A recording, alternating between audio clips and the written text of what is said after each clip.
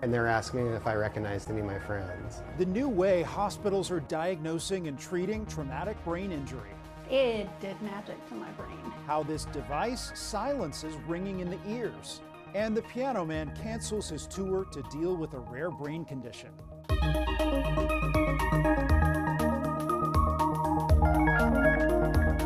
Welcome to Eye on Health, where we focus on stories that affect your physical and mental well-being. I'm Bradley Blackburn.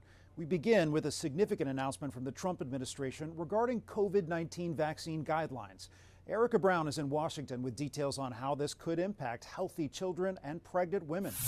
Health and Human Services Secretary Robert F. Kennedy Jr. announced new guidelines related to the COVID-19 vaccine. The COVID vaccine for healthy children and healthy pregnant women has been removed from the CDC recommended immunization schedule. The CDC's Advisory Committee for Immunization Practices typically considers changes to vaccine schedules and guidelines before a final recommendation.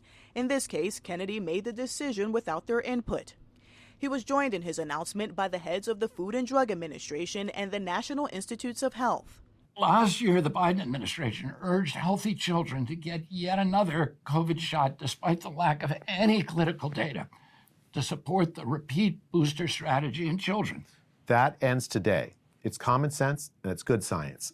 There's no evidence healthy kids need it today, and most countries have stopped recommending it for children. Until now, health officials recommended COVID vaccinations for everyone 6 months and older. The change to COVID vaccine recommendations comes a week after the Food and Drug Administration announced the agency planned to restrict the use of COVID shots to older adults and to adults and children with underlying health conditions. In a statement, the American College of Obstetricians and Gynecologists said it was, quote, extremely disappointed by Tuesday's announcement, saying its physicians have seen firsthand how dangerous COVID infections can be during pregnancy and for newborns. Erica Brown, CBS News, Washington. Billy Joel has canceled his tour. The Piano Man is fighting a rare brain disorder known as NPH. The 76-year-old was diagnosed with normal pressure hydrocephalus, a buildup of cerebrospinal fluid that affects the brain. Joel's team says he's struggled with hearing, vision, and balance, and the condition has been made worse by recent performances. Other symptoms often include difficulty walking, thinking, and controlling the bladder. The normal course is that it just progresses over time. Dr. Matthew Potts is a neurosurgeon at Northwestern Medicine. He says treatment usually helps patients return to their normal selves. Standard treatment is to drain off or drain out that excess fluid. And we do that with what's called a shunt. And a shunt, the simplest way to think about it is it's a tube, one end of which goes somewhere where there's cerebrospinal fluid, and that can be in a ventricle in the brain. It can be, there's a pocket of cerebrospinal fluid in the low back. And the other end of that tube goes somewhere else in the body that can reabsorb that excess fluid. In an Instagram post, Joel's wife thanked fans for their love and support, saying, "We are so grateful for the wonderful care and swift diagnosis we received."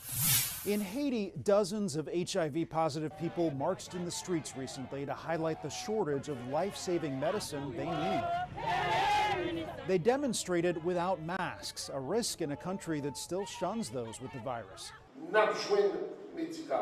Haitian health officials assured the public there is enough HIV and AIDS medication to last the year as they work to overcome the crisis that started after the Trump administration cut USAID funding. Clinic workers like Marie Dennis Luque are worried there could be long-lasting consequences. Fear is eating me up. Our kids only have medication until the end of July, and we do not know what's going to happen after that. Dennis Luque runs the organization Caring for Haitian Orphans with AIDS. The HIV-positive women care for 26 children, some as young as 9 months old. I cannot watch them die. I don't know. More than 150,000 people in Haiti have HIV or AIDS. 2024 was the planet's warmest year on record, and there's an 80% chance the world will break that record again in the next 5 years. That's according to a report by the World Meteorological Organization and the UK Meteorological Office. Every year since 2015 has ranked among the hottest ever recorded. Karen Hua is in Houston with how doctors say you can deal with the heat and try to stay healthy. Even for some native Texans, the hot weather never gets easier to cope with. I've been here for 21 years going on, and I'm not used to it yet. Humidity doesn't help. Neither does pollution. The Houston area has some of the worst air quality in the country, according to the American Lung Association. The last 3 or 4 years, we've had at least 2 weeks over 100. So if you're going to be outside during the daytime and when it's hot like this, doctors have some advice for you. There is about 10 degrees difference between sitting in the shade or being exposed to sun directly. Dr. Sadir Al-Kindi is a preventive cardiologist at Houston Methodist Hospital. So as the weather gets hotter around May, sometimes even earlier, do you see more patients for cardiac issues? Do you see a rise in heart attacks? We do. For each degree increase in temperature, we see significant increase in heart attacks. We do see significant increase in strokes. Heat stroke is the most serious type of heat illness. Symptoms can include a body temperature of 103 degrees or higher, rapid pulse, headache, dizziness, nausea, sudden confusion, or hallucinations. In days when the humidity is also high, that increases what we call the heat index, which is basically what our bodies feel because of the reduction in ability to sweat. The Nordmeyers visiting Texas from Washington State are doing their best to beat the heat. And running from one air-conditioned unit to another. Keeping cool and hydrated to stay safe this summer. Karen Hua, CBS News, Houston. Every year, nearly 5 million people in the U.S. seek medical care for a traumatic brain injury. Now, based on a mountain of data and years of research, a team of international experts has identified a more precise way to diagnose and treat TBI. Ann Makovic reports on the new criteria that may soon be used at a trauma center near you. Sean Sanford of San Francisco writes fiction and music reviews. He also really loves skateboarding. 8 years ago, Sean was about to show his friends a new trick. And then my next memory is laying down, looking at my friends. My wife Candace was standing there, and they're asking me if I recognized any of my friends. Sean had slipped and hit his head on a concrete ledge. I kept repeating myself and being like, what are we doing? Where are we? At San Francisco General, the clinical guidelines used for decades indicated Sean had a bad concussion that could resolve with rest and time. But then the ER staff scanned his brain, and what they saw, he says, saved his life. Sent me into the surgery room. They called Dr. Manley, who wasn't working that day. They called him in and they said that they were like, we have a patient who cracked his skull, and it's bad, and if he doesn't get treatment, like right now, he's gonna die. Chief of Neurosurgery at the General and UCSF neurologist Dr. Jeff Manley. He says the current criteria used to assess brain injuries, the clinical symptoms alone, no longer applies. First of all, it's not very precise. Manley is part of a coalition of experts and patients from 14 countries who are calling for an overhaul. Trauma centers nationwide will soon begin to test the new approach. We've been working on this now for over a decade. The hope? It will lead to more accurate diagnoses, appropriate treatment, and follow-up care. When somebody's diagnosed as a mild TBI or a concussion, often they're just disregarded. And we know from studies that we've done over the last 10 to 15 years that a number of people that have these so-called mild TBIs, actually, they're not mild at all. The approach involves clinical exams, biomarker blood tests that measure tissue damage, imaging tests which look for blood clots or bleeding, and modifiers like a patient's age, gender, mental health, even prior head injuries. We know that it's not just what the injury brings to the patient, but what the patient brings to the injury. Sean needed follow-up care. After the accident, he developed epilepsy and depression. He now meditates and helps his wife develop relaxation products in their little store. It's really a place of magic and a place of healing. And yes, Sean still skateboards, but now always with a helmet. Ann Makovic, CBS News, San Francisco. More young people are being diagnosed with cervical artery dissections, which are tears in a neck artery that are a major cause of stroke. A new study shows hospitalizations have quadrupled over the last 15 years. We talked with one young man who suffered a stroke the doctors say was caused by a very common habit. Michael Clayton was just 33 years old when his week-long headache turned into something much worse. All of a sudden, the left side of my face started tingling. I sat up, I got kind of dizzy, lost my balance a little bit. His roommate rushed him to New York's Mount Sinai Hospital, where doctors diagnosed he was having a stroke. Kind of in disbelief because I thought, strokes are normally for somebody who's 60, 70, 80. The cause, a cervical artery dissection, a tear in the artery in the neck that provides blood flow to the brain and can lead to blood clots. This is where the dissection is, that irregularity there. Dr. Hazem Shawea says Clayton's stroke was likely due to a common behavior, neck cracking. Trauma is not necessarily something that is very big or catastrophic as people would think. We think of things like neck cracking. We think of things like chiropractor adjustments of the neck. Even certain extreme positions in yoga, whiplash injuries. A recent study found hospitalizations for cervical artery dissections have increased from 11 cases per million to 46 per million over 15 years. I think this increase is likely caused by a few things. One, the incidence may actually be increasing, but two, our recognition of it may be also on the rise. After his stroke, Clayton's mom stayed with him for months as he relearned how to walk and even swallow.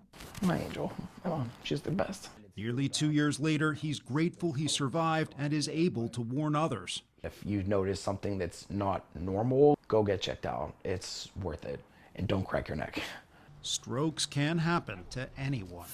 Coming up, advice for moms who feel overwhelmed, and how the Special Olympics helps its athletes handle mental health.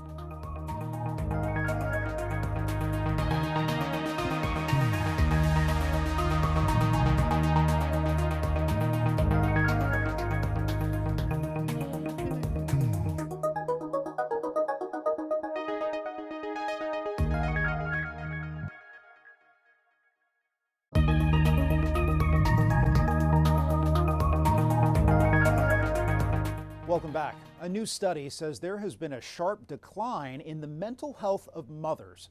Meg Oliver has more on what's behind it and advice for how to reverse the trend. What's on your to-do list? Oh man. 41-year-old Jessica Klein is raising 3 young children in Verona, New Jersey. With a new job outside the home, her brain is on constant overdrive. It's just never ending. Plus I'm trying to think of myself, where do I fit in? Over the past few years, the weight of parenting has never felt heavier for some. A study published in the Journal of the American Medical Association finds only about a quarter of mothers surveyed reported excellent mental health in 2023, a sharp drop from about 38% 7 years earlier, a decline that began before the pandemic. Angie Tekriwal is a parent coach and licensed counselor for teens. Just like we're seeing a decline with teenagers, there's a decline with moms as well because they're worried and stressed out about their kids' mental health. Any advice for moms? Taking time for yourself, finding that best friend that you can just complain to and not feel and get judged by them is huge. While nearly half of parents say most days are overwhelming, according to the Department of Health and Human Services, Klein says she's learned how to balance her priorities. Why is it important to take care of your mental health? What do they say? Put your oxygen mask on first before your child, just to be a better person. I really want to be a good role model for my kids and let them know, take care of yourself. The counselor we spoke to blames a lot of this on technology. Practically every kid has a phone, and anytime they have a problem, the first person they call is mom around the clock. Also, some studies show dads have a harder time right after a child is born. 10 to 15% experience depression and anxiety over parenting skills and the rising costs of raising a child. Meg Oliver, CBS News, Montclair, New Jersey. You may know the Special Olympics hosts summer and winter games, just like the regular Olympics, but the organization also hosts events around the world every single day.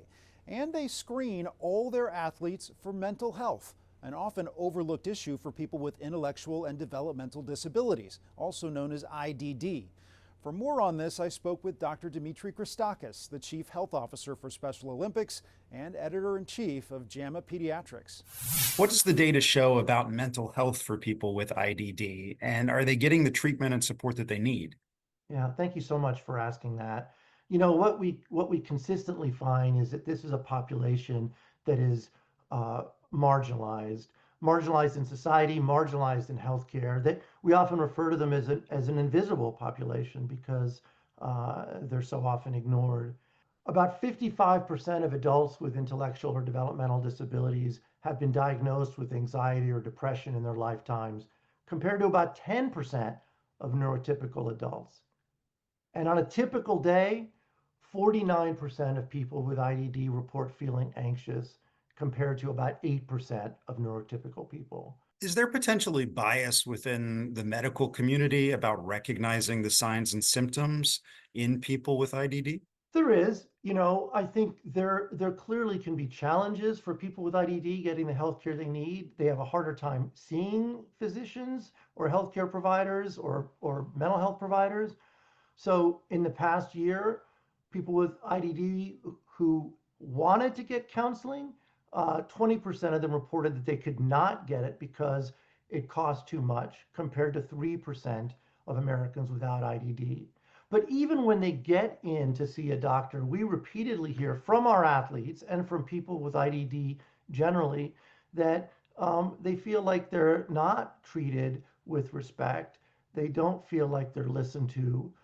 And, you know, speaking as a doctor, that's a problem for many patients, and that's on physicians to do a better job. Most physicians aren't even getting the training they need to deal with people with IDD. Many people are under the delusion that people with IDD are happy or don't suffer from mental health illnesses or don't suffer from other problems that people without IDD have. And the sad reality is that that amount of neglect on the part of the health system has translated into shortened life expectancies for people with IDD. On average, they live 16 to 20 years less than people without IDD, and that's premature death from preventable causes of disease. This is such a big problem. Are there any other concrete steps that we could take now to help solve it? You know, one of the greatest benefits that Special Olympics offers is the opportunity to participate. So people think of us as a sports organization, and of course we do sports, but we're much more than that. We have health screenings, we have health programming, and we offer people a chance to participate in a community that's inclusive. And the result of that is that studies have found that people with IDD who participate in Special Olympics have a 50% reduction in their risk of depression. And that's not so much because they play basketball or bocce or ping pong. It's because they feel welcomed and they're in an environment that appreciates them and talks with them and recognizes their humanity. Sports are good for the body and the mind. Absolutely. All right, Dr. Dimitri Christakis, the Chief Health Officer with the Special Olympics. Thank you. Thank you so much. After the break, silencing tinnitus with a tongue stimulator and a revolutionary gene treatment for sickle cell patients.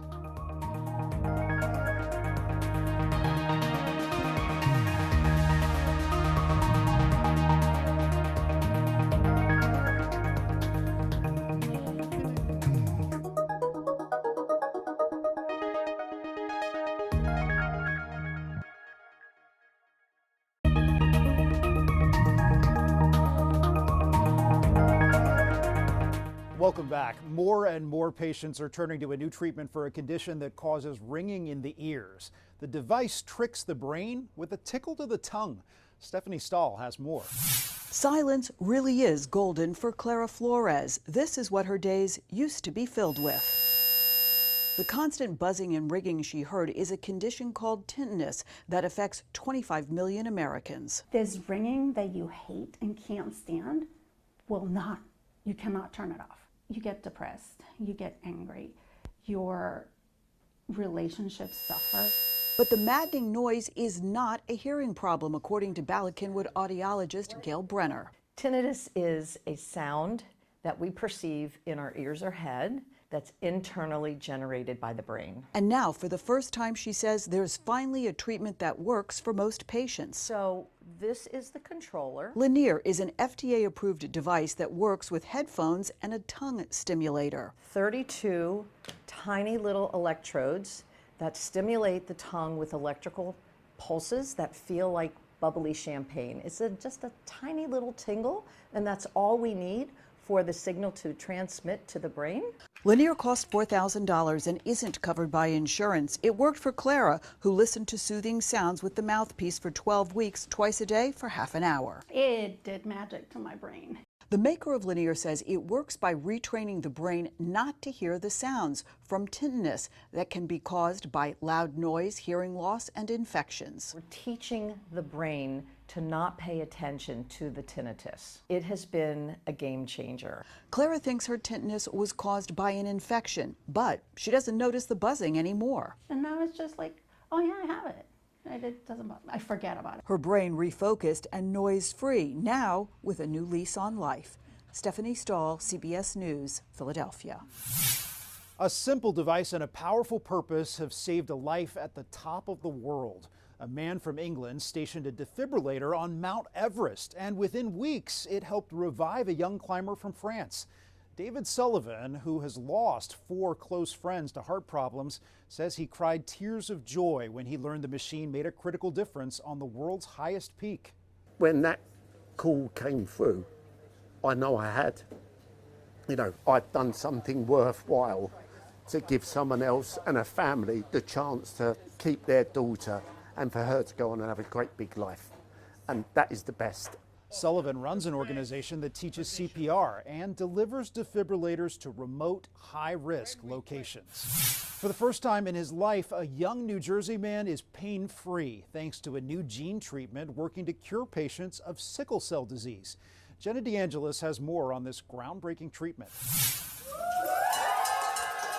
It's a milestone moment for Gerald Corte. Ringing the bell means completing his treatment for sickle cell disease. It just felt really great to know that that chapter of my life is over. So happy and so thankful. All his life, the 18-year-old has suffered from the debilitating side effects of the rare and life-threatening inherited blood disorder. He needed frequent medical care and couldn't play sports. Even the cold triggered painful episodes. Most of the time I'll just be inside because I was in pain. It's been incredibly painful for his mother, who lost her oldest son, Emmanuel, to sickle cell when he was 7. It's been rough, and there was no treatment at that time. Now there is. Gerald is the first patient in New Jersey to be treated with groundbreaking Lyfgenia treatment outside a clinical trial and following FDA approval in 2023 for patients 12 and older. What's going on? How you feeling? Treated by Dr. Stacy Rifkin-Zenenberg at Hackensack Meridian Joseph M. Sanzari Children's Hospital. The gene therapy treatment is a treatment where we are essentially curing patients of their disease. She explains doctors collect a patient's blood stem cells, which are then genetically modified in a lab. The patient undergoes intense chemotherapy before the modified cells are infused back in the body to produce new, healthy red blood cells. Just to endure just a few weeks of pain for a lifetime free of pain it's definitely worth it. Gerald plans to head to Penn State to study nursing and psychiatry, inspired by those who helped him. Jenna DeAngelis, CBS News, New York. Powerful medicine. That's Eye on Health for this week. I'm Bradley Blackburn. Thanks for joining us, and be well.